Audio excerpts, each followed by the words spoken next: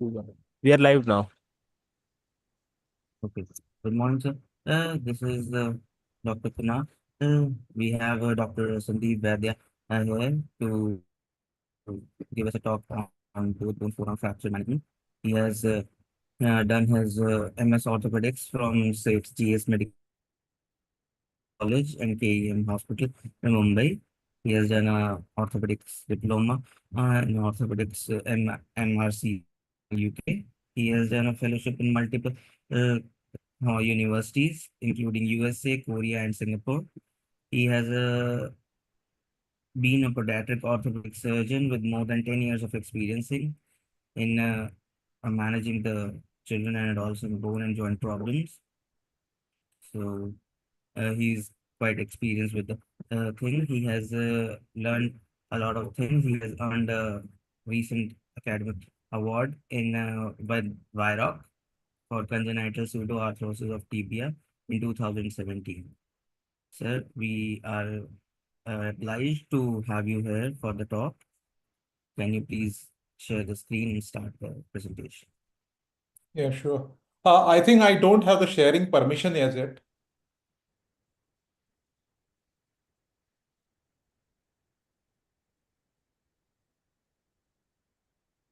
Hello? Yes, sir. I'm not allowed to share screen so far.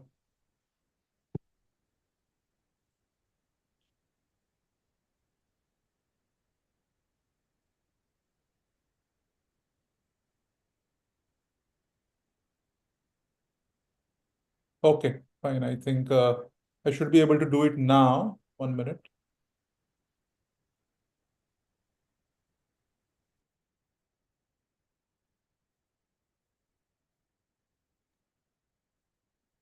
I'm still getting the message. The host isn't allowing multiple presenter sharing for this meeting.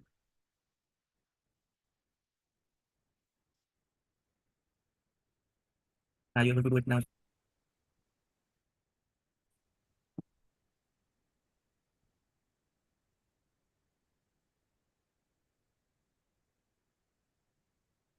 Yeah, now we should be able to. Yeah, you can see the screen. Yes, sir. Okay, so today's topic, I think, is a very common fracture that we see in children. That is fracture of both bones, forearm, and it is a fracture which I'm sure you all are done your primary orthopedic training. So you are treating these fractures on a day-to-day basis, right from probably the first day of your residency. So this is an extremely common fracture, and what so most of the things that I shall be, talking in the next 20, 25 minutes, I'm sure, you are aware of all the concepts. So this is kind of a revision, but still, I will just, try to highlight a few nuances in the management of these fractures. So these are the topics which I shall be touching upon. I shall be talking about types of forearm fractures, acceptability criteria, then coming to non-operative treatment, probably the most commonly used treatment modality, and finally operative treatment. So let's start with talking about the types. And when we talk about the types, in pediatric both bones forearm fracture, you can have both incomplete fractures and complete fractures.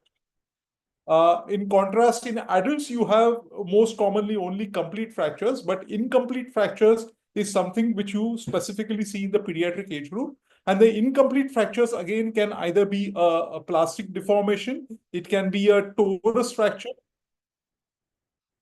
Uh, so, uh, so, so it can either be a plastic deformation, a torus fracture, a green stick fracture, or the complete fractures. Complete fractures are more commonly seen in the adolescent age groups, whereas the incomplete fracture patterns are more commonly seen in younger children. Uh, why do we get incomplete fractures in children? That's because the bones in children, they have a higher modulus of elasticity. To put it in simple words, these fractures can bend to a greater extent before the fracture. That is what we mean by the higher modulus of elasticity. And because this property is there in pediatric bones, therefore incomplete fractures can occur in this age group. One common question which I often ask my fellows or residents on rounds is, what is the difference between a torus and a green stick fracture? So the main difference is that in torus fracture, both are incomplete fractures, but in torus fracture, it is the cortex which is in compression mode which is fractured, whereas in green stick fracture, it is the cortex which is in tension mode that is fractured. So torus fractures are more stable fractures as compared to green stick fractures. Coming to the acceptability criteria, and here I often use this mnemonic, uh, beautiful mnemonic given, proposed by my colleague, my Dr. Binoti Sheth madam, and you can simply remember it by this mnemonic called broad, and we will come to each of these one by one. So in broad, B stands for bow, and in bowing, we have to look at the bow of the radius. So in the radius, at about 60% of from the proximal to distance, at the junction of the proximal 60% and the distal 40%, there is a laterally convex bow. And it is important that when you treat these fractures, this bow has to be restored. The reason being that if there is a loss of this radial bow, then it results in loss of interosseous space, and consequently that may manifest as decreased pronosupination movements. So that is the bowing of the radius. Apart from that, you have to also look at the bow of the ulna. So in the ulna, you are aware that ulna has a slightly dorsal convex bow, but if this bow is exaggerated in a fracture, then you can land up with a cosmetically unacceptable deformity, and therefore it is important that you correct the dorsal bow of the ulna as well. So this is B for bow, and in bowing, you have to look at bowing of the radius as well as ulna. This next comes R. So R stands for rotation, and in rotation, in children less than 8 years of age, about 45 degrees of rotation is acceptable, whereas in children more than 8 years of age, only about 30 degrees of rotation is acceptable. However, the main challenge in the clinical scenario is how to assess the rotation, how to assess malrotation in case of forearm fractures on X-rays. So here there are two simple things that you can look at. Number one is you look at the diagonally opposite relationship of the radial styloid and the radial tuberosity on the AP view. So that's how you assess for the rotational alignment of the radius. And in the ulna, on the lateral view, this coronoid process and the ulnar styloid process, they have to be diagonally opposite each other. So that is one way how you can assess the rotation in a fracture on an X-ray. The other way how you can assess rotation is a simple test, a simple radiological test known as the radius crossover sign. So the radius crossover sign is assessed on a forearm AP X-ray. By forearm AP, I mean that this distal humerus has to be seen in exactly AP profile. So in this, three X-rays, you can see that this the X-ray on the left side, it is taken with the forearm in complete supination. The middle X-ray is with the forearm in neutral position, and in the right side X-ray, the forearm is in complete pronation. So when the forearm is in neutral, what happens is that the radius crosses over the ulna somewhere at the distal third level. Okay, when it is supine, the radius does not cross over the ulna at all. Okay, in neutral position, it crosses at the distal third, and in the prone position, it crosses in the proximal third. Now, how can you make use of this knowledge to identify malrotation in a fracture? So, for example, look at this X-ray. This is an X-ray, a child who presented, have close reduction was done outside and came back to me for an opinion. So now, if you look at this X-ray, you can see that the humerus is in AP profile. And if you cover the distal half, okay, and you look only at the alignment of the proximal fragment, what you can see is that the radius crosses over the ulna in the proximal third, which means that the proximal fragment is in full pronation, right? Okay. But if you look at the distal fragment, you see that this fragment is in neutral. So this is in full pronation, this is in neutral. This means that there is a 90-degree malrotation at the site of the fracture. And therefore, this fracture was remanipulated, and this is how it looks like after complete pronation. Now you can see that the radius is crossing over in the proximal third, which means the proximal fragment is in pronation, full pronation, and also the distal at the wrist, you can see that the forearm is in full pronation. That means your post-reduction X-ray, post-reduction, your rotational malalignment is corrected. The next is overlap, and about less than 1 centimeter of overlap or shortening is acceptable in both bones forearm fracture. However, more the shortening, more chances of redisplacement, because with shortening, the fracture becomes more unstable. So we talked about BRO. Next comes is angulation. And the degree of angulation that can be accepted depends on the remodeling potential, which in turn depends on age, plane of angulation, and proximity to the physis. So that's one thing that we have to look at. So in younger age, more amount of angulation will be acceptable. And the more distal the fracture, that is more closer to the distal radius physis, the more probability of remodeling. Why angulation is important? Because the more the angulation, the forearm rotations, they become restricted. And this tendency increases in more proximal fractures. And therefore, in the more proximal you go, lesser amounts of angulation are acceptable. So this is a simple way how you can remember that how much degree of angulation is acceptable in children less than 9. If it is a proximal third, it is 10 degrees, middle third 15 degrees, distal third 20 degrees. Age more than 9, just subtract 5 from the above values. So 5 degrees in the proximal third, 10 degrees in the mid third, and 15 degrees in the distal third. So this much amount of angulation is acceptable. And finally, the last point in the acceptability criteria, the D of broad is displacement. And so in forearm fractures, 100% of displacement is acceptable. However, you have to be aware that more the displacement, higher the risk of redisplacement. And therefore, in these cases, even after casting, you may need to do repeat X-rays after 1 or 2 weeks time to look for redisplacement. Now that we have spoken about the acceptability criteria, let's come to the management. So first, let's talk about the torus fractures. And these, as I told you, these are extremely stable fractures. Only the cortex, which is in compression, is fractured. And therefore, here the only aim of treatment is symptomatic relief.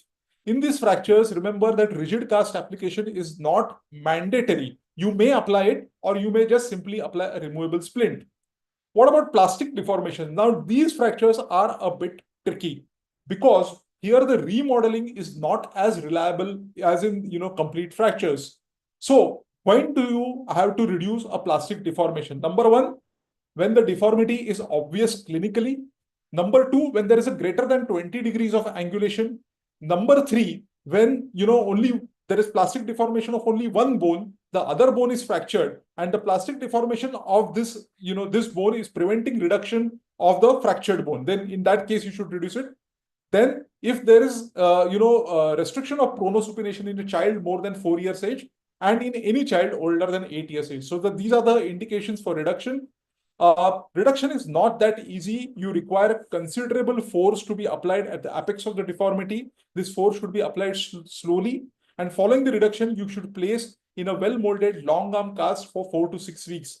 This picture at the bottom, this shows how you can apply force at the apex of the deformity. So you place a small rolled towel underneath the apex of the deformity and both hands. So in effect, you are applying a 3-point pressure. And this has to be a prolonged application of force for a sustained force should be applied.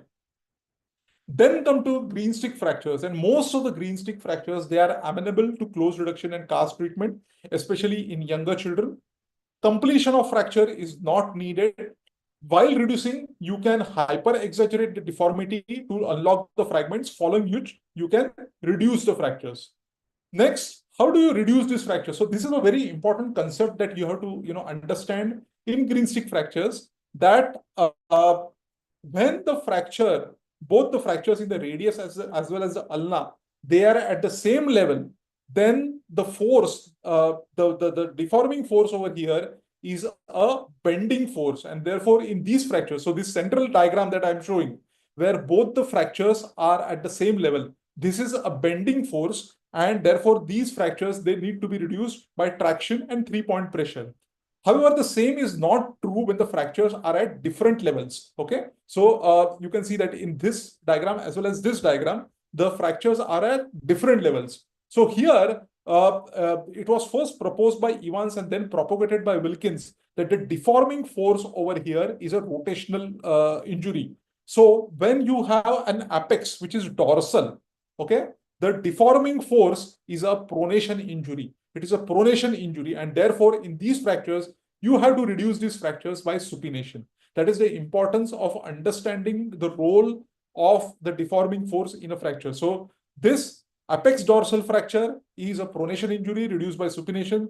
The opposite is true for apex volar angulation. So this is a fracture where the apex is volar. So this is a supination injury, and you have to reduce this by pronation. Now, after having reduced these fractures, it is important to apply a well-molded cast, and there are some principles as to how you apply a well-molded cast. Number one, you have to have a good intraosseous spread. So intraosseous molding is extremely important. Your cast at the cross section of your cast should not look, circular or spherical. It should look oval, and which means your cast index has to be less than 0.7. So that is the first principle of applying a well-molded cast. While molding, okay, you have to apply a 3-point pressure, and the central point of this 3-point pressure has to be at the apex of the deformity. So that's the second principle. And thirdly, you have to be very careful while molding the dorsal subcutaneous border of the ulna, because as I showed earlier, if your ulna heals with a dorsal apex angulation, then it's going to be cosmetically unappealing, and therefore you have to be very careful about molding of the dorsal subcutaneous border of the ulna. What I personally do is, in order to restore the dorsal to correct the dorsal bowing of the ulna, I use this straight ruler, or you can use a wooden board, which helps to mold that dorsal subcutaneous border of the ulna, and you don't have the cosmetic problems which I mentioned earlier. As I mentioned, your cast has to be well molded, which means that the cast index has to be less than 0.7. You are all aware that what the cast index is. It is the ratio of the AP diameter to the mediolateral diameter. It should be less than 0.7. But there are various other indices which have been described as well. After reducing, how should you immobilize the cast?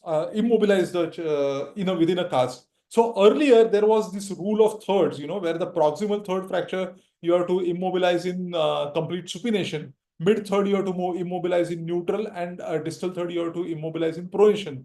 That is no longer valid. It has been shown that in clinical settings that it is no longer valid. What I personally prefer is, in the proximal third fractures, I immobilize in complete supination. Middle and distal third, I immobilize in neutral.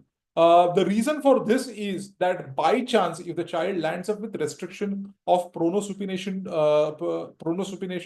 then a lack of pronation is much more easily compensated than the lack of supination. Lack of supination is much more, functionally disabling. Therefore, I prefer to immobilize all my fractures either in supination or neutral position. Cast in extension was propagated by K. Wilkins, and he proposed to use this in proximal third fractures where there is a tendency of dorsal bow of the ulna due to the deforming force of the triceps. However, in clinical scenario, I have never, applied a cast in extension. As I mentioned earlier, my technique of molding the dorsal subcutaneous border of the ulna with a straight ruler or wooden board, that serves the purpose quite well. Coming to complete fractures. So in complete fractures, these can be pretty tricky to reduce. And here you may have to exaggerate the deformity, apply traction, and then reduce the angulation. However, even if you you are unable to correct the complete biokneting deformity, it is okay, because as I mentioned earlier, in the acceptability criteria, 100% of biokneting is acceptable. Now coming to operative treatment. So there are no absolute indications for operative treatment in forearm fractures. However, these are some of the relative indications. Number one is inability to maintain acceptable reduction, older children, complete fractures, and proximal third fractures. And then open fractures, multiple trauma, floating injury, neurovascular compromise, refracture. These are all relative indications. All these can also be treated with, casting and a well-molded cast. However, you have the option, the surgeon at his discretion has an option to do operative treatment in these. When we talk about the operative treatment, the most common modality is intramedullary nails. That is, TENS nails is the most common that is done. Advantages being it is minimally invasive, offers good stabilization, easy removal, and you can use it either, in single bone or both bones. Plate may be used in, selected circumstances. The disadvantage of plate being a larger incision is required, removal is more difficult. So let's come to TENS nails. And coming to the principles of the TENS nails. So in fractures such as the femur or the tibia, you are aware that you put two nails and these give a spindle formation. Okay, so the stability is because of the spindle complex formation. So this is a 6-point fixation because of the two nails. However, in forearm fractures, the principle is a bit different. Here you have to insert only one nail in each bone. So the principle is a bit different. So in each bone, you get what is known as a 3-point fixation. And this helps to form what is known as the safety pin construct. And in these nails, what happens is that the convexity of the two nails is facing laterally and medially. So in the radius, the convexity is lateral. In the ulna, the convexity is medial. What this does is this spreads out and tenses the interosseous membrane, and this gives added stability. Surgical technique. So first, choosing the nail, you are all aware. So in the radius ulna, the nail should occupy about 60 to 70% of the canal diameter. Typically, 2 to 2.5 mm nails are used here.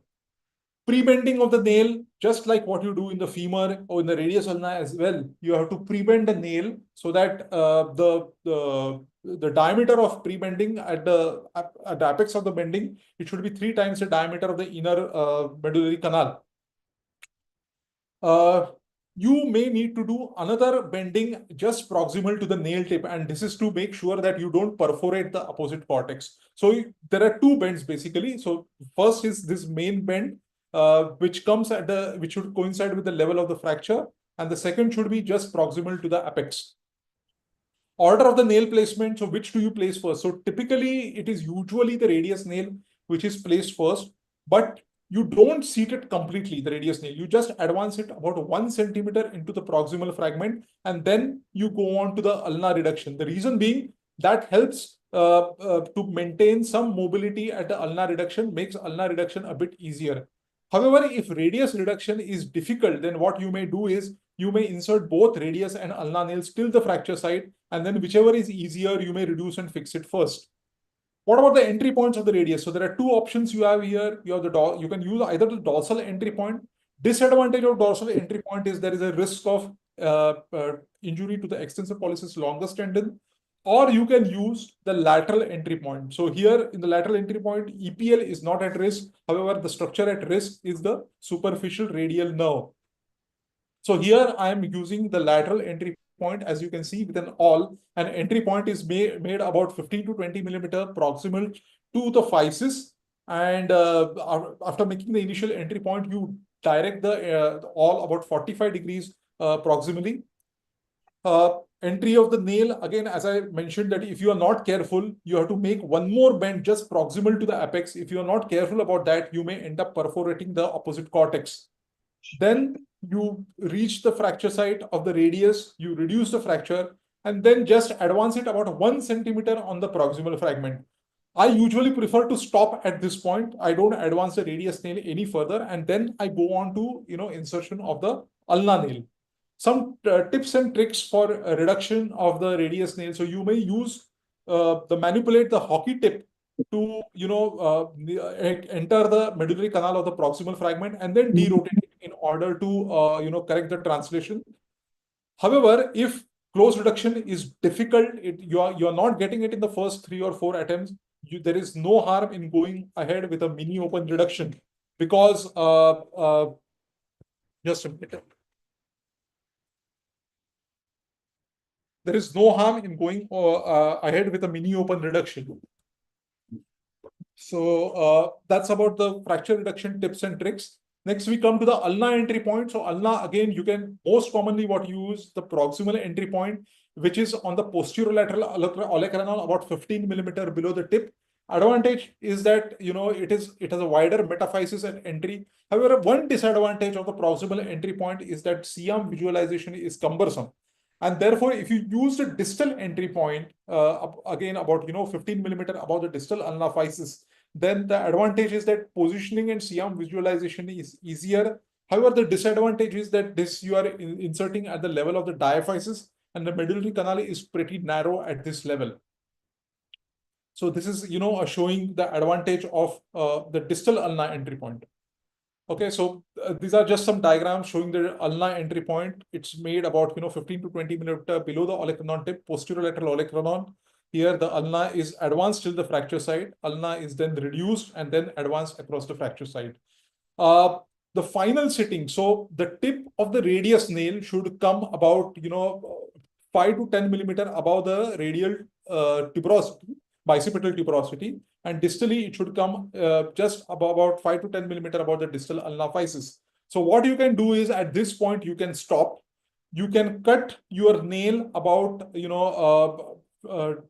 15 20 millimeter outside your entry point, and then the remaining part you can hammer, so that at the end of your final sitting your nail should be about 5 millimeter outside the entry point. This makes easier removal.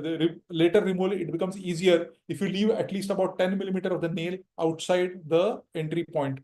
So this is the final seating. As you can see at here, the nail is about 5 to 10 millimeter outside. Same at the proximal ulna. And you can see that the convexity is medial and lateral, and therefore that helps in spreading out the interosseous membrane. Aftercare, usually if your fixation is good, you don't need immobilization for a long period of time. Typically, I apply a slab for maybe 10 to 12 days to the wounds heal, after which I start mobilization. I may use functional forearm brace for a few weeks. However, heavy activities and sports I recommend to avoid for a period of about 3 to 4 months. Now, what are the problems that you can face intra-op? Number one is, if you this problem is associated with the dorsal entry point of the radius, you can land up with EPL injury. And the EPL injury can occur in two ways. Either you can injure it right at the time of the surgery, number one.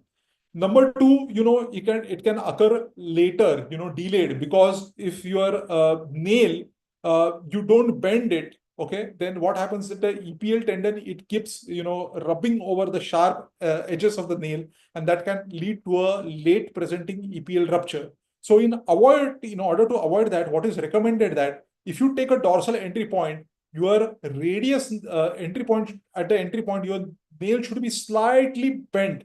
Probably this is the only situation in tense nail where you have to bend at the level of the entry point.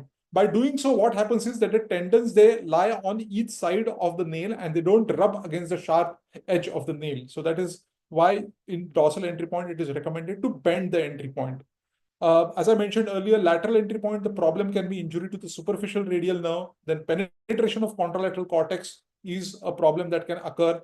And injury to the radial physis, basically, it can happen only if your technique is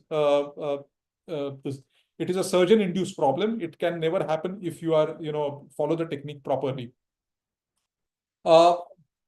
Just a short, mention about plates. So plates are rarely used in the treatment of pediatric forearm fractures, but there are certain situations where you may use. So these fractures, which occur just at the junction of the metaphysis and diaphysis, I call them the fractures in no man's land, because what happens is here, if you use a tense nail, it is too close to the fracture site. Sometimes there is a danger of perforating the cortex, and so that is a problem which can happen if you use a tense nail. And also it is too proximal for a K-wire. So both ways, this fracture is a bit of an awkward fracture to treat operatively. And here you may choose to use a plate. Of course, the plates, none of the screws should engage the physis. The plate should stop short of the physis. So that is one scenario where you may choose to use a plate.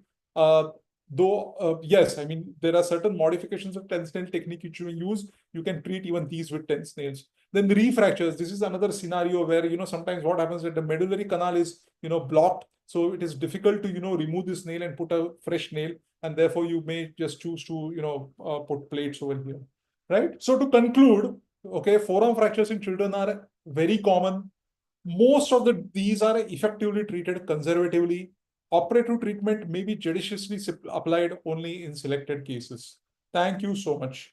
So now I think we will take questions, and then we can move on to the cases.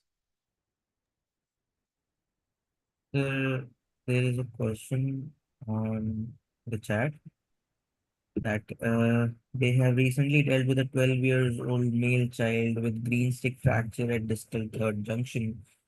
I tried close reduction, but I was not able to get. Later, ended up with converting to complete fracture, and the result was good.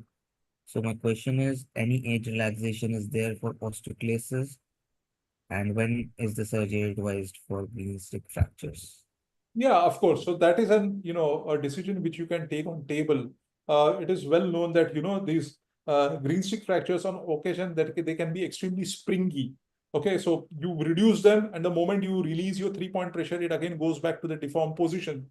And if that is a factor, then you may consider completing the fracture. What I said is that completion of the fracture is not mandatory. However, that does not mean that if you complete the fracture, you are doing something wrong. No, for several decades, surgeons where it was a routine practice that every green stick fracture, you have to complete it and then you have to reduce it. One advantage that was mentioned for, completion of the fracture is that it results in more robust callus formation and more robust healing, and therefore the risk of refracture is less. Though recent studies, they dispute this, this contention. But yeah, I mean, completion of the fracture is not definitely not a crime. You can definitely go ahead and do it. When is surgery advised for green stick fracture? So typically for children less than 10, I would hardly ever, treat these with nailing. Okay, green stick fractures, I would almost never treat them with. Above the age of 10, each case I would individualize. If the forearm is extremely muscular and bulky, or the child is a bit older, 13 years, 14 years, where they need to, get back to, their, school activities much earlier. Those cases I may offer a tense nail. So as I mentioned, bulky forearms, then fractures in more adolescent. And third is, very gross angulation in children more than 10 years of age, where I suspect that, if these are treated with cast, there is a risk of, again, the re-angulation within the cast, even if I apply a well-molded cast. Then these are some of the scenarios which I may consider a tense nail. But as I mentioned earlier, there is no absolute indication for tense nailing in pediatric both bones forearm fracture. So each case has to be individualized. Each case, the options has to be discussed with the family, and whatever is appropriate may be chosen at that point of time. Yes, sir. There any more questions? Sir, I had a question one that is there a chance of refractures in both bone forearm fracture after conservative management? Yeah. Pardon? There is a risk for Yes, absolutely.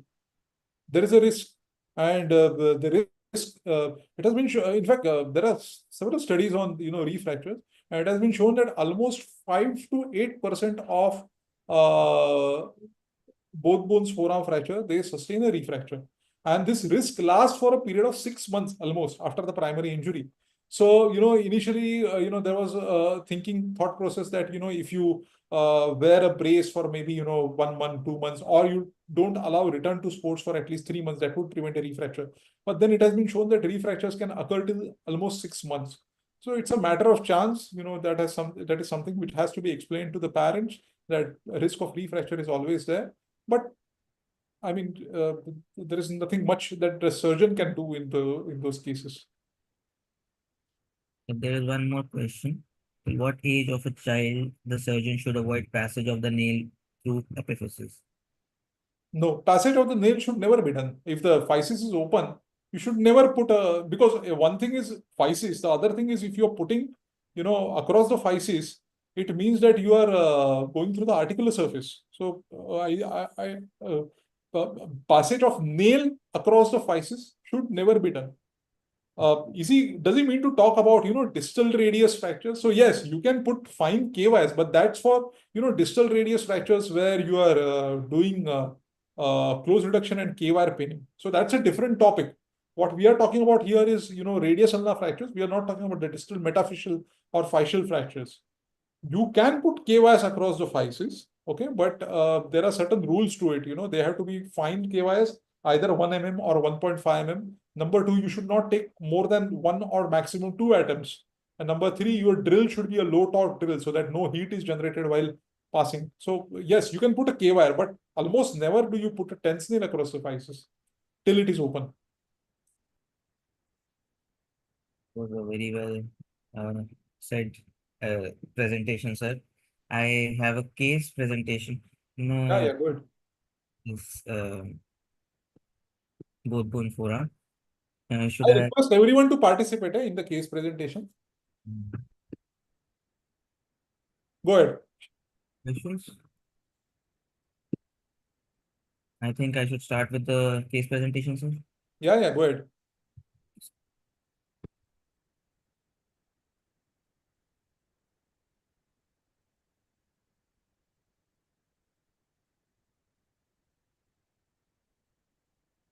Sir, I have a case for both bone forearm fractures. There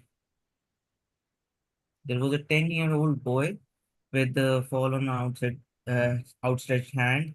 An X-ray showed fractures of right both bone forearm fracture in August 23. He underwent tense nail fixation for the same in August after 2 days, which was shown here. Okay, was it open nailing or a closed nailing? So it was a closed nailing that Okay. after that 1 month follow-up was conducted and the patient was having fracture union. Then he sustained a fall after 6 months in February 24, which led to a gruesome deformity of a forearm with almost 90 degrees bend with nail in situ, and the plaster was given with reduction. And the presentation was somewhat like this, with the slab and the nails bent, with the deformity not completely corrected, and there was pain and swelling of the right forearm. The X-ray showed the intense nail had not completely been reduced to position. Then what should be done next? The conservative management with cast and reduction, or open tense nail removal and plating with the bone grafting, or open or closed tense nail removal with renailing. I think what we did was, Okay, 1 minute, 1 minute. yes, Gaurav, what would you do here? Would like to come in? Yes, sir. It's a nice case. I mean, here definitely we need to intervene. So I'll try to first reduce it. How many days this was reduced, and how many days later the child came to us? 1 week. The 1 second week. was 1 week back, and he presented to OPD after 1 week. So I will try to re-reduce it to, I mean, complete alignment. Still there is angulation. If I will be able to reduce it to complete alignment and it looks stable, I might slab it there.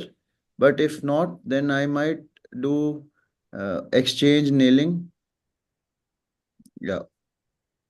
There is no role of plating, sir. So, come to the next slide. So the three options you have put, I would say that all three options of yours are valid. But obviously, option number one is the least invasive. So it should be tried first. Yes, sir. Option number two is a bit more invasive. Okay, but intermediate between the two, and the third and is the most invasive option. So the order in which I would go is I would certainly go ahead with first close conservative management with cast. So I would try to rebend it, get it into a good alignment, an acceptable alignment.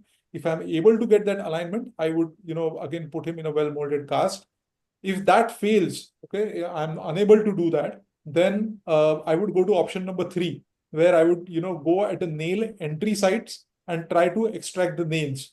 And if I'm able to extract the nail, then I will see whether I can put in, thread in new nails through the same track. Okay, so that's option number three. So for me, one is option number one, then two is option number three. Now, sometimes it can happen even tense nail is bent significantly and you are unable to extract it. In that case, what you would have to do is you would have to open the fracture site, cut the nail at the fracture site, and then extract the proximal and the distal segments of the nail separately. And in that case, since you have anyways opened the fracture site, then here probably I would, consider a plating. So, there are no real, this is the correct answer in this kind of a situation.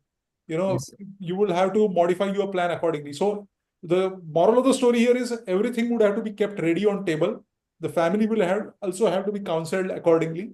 And so you start with the conservative approach with then go for tense nail removal and reinsertion of tense nail, or else you go for nail removal and plating. Yeah. Yes, sir. So then this shows that we did the bent nail removal and close reduction of the fracture. And as the close reduction was not possible earlier without removal of the nails. And so the nails were passed closely and under Shyam guidance. And you can see that the nails could reduce the fracture very well. Very good. After 1 month, we see that there is a union at the fracture site with the nails in position. The patient just came yesterday for 1 year follow-up. He had a good range of motion with pronosupination as well as fraction and extension of the forearm. And the fracture is completely healed with no signs of fracture site possible to identify.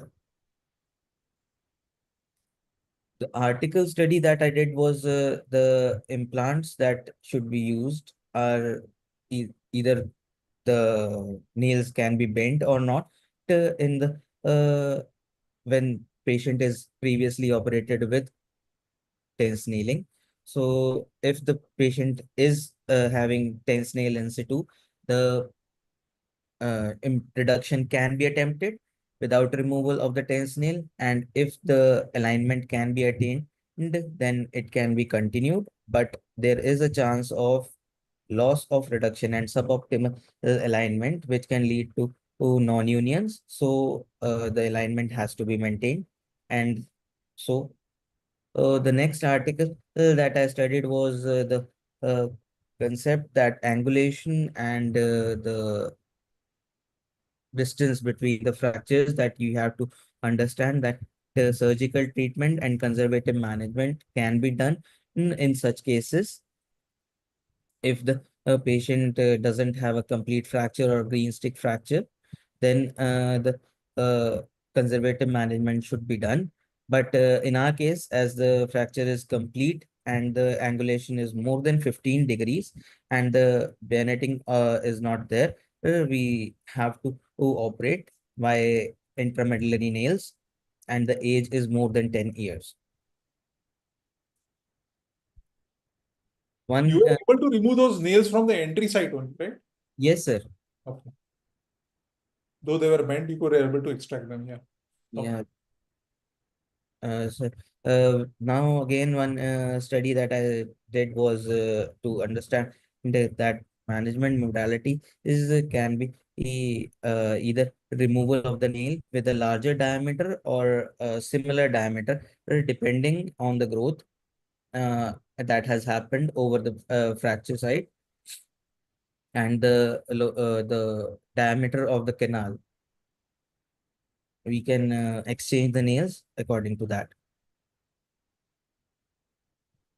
Another study that I did understand about that adolescents are at a risk of refractures because of the fact that they are more active, they sustain injuries playing sports more easily, and they are actually at risk at biological level because of high demand of calcium and vitamin D which they don't usually intake.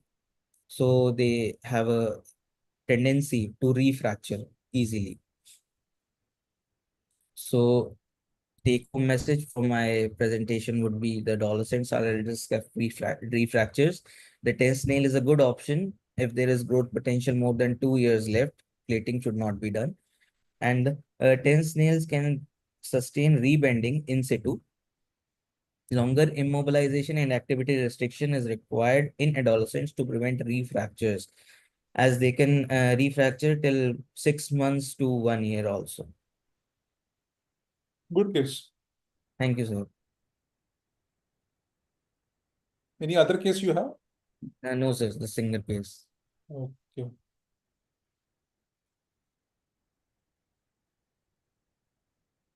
Any other questions? There are questions, sir.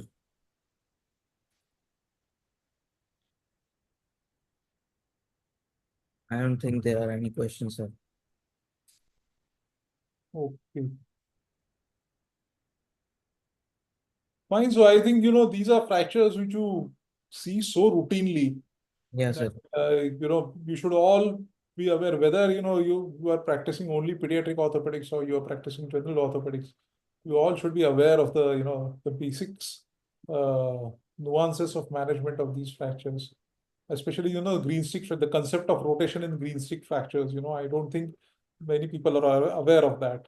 So, and you see this so commonly in your OPD, so there is no excuse for not knowing the details of management of pediatric both bones forearm fracture. Agreed, sir. And I think your presentation was aptly explaining the green stick fractures and the management. And I think I have learned a lot today from your presentation. Yes, sir. Thank you for explaining the crossover sign in great details. Thank you, Gaurav. So anything else, or should we call it a day? Yeah, we can call it a day, I guess. Thank you. Okay. Right, sir. Thank you. Thank you so much. Thank you. Thank you. Okay.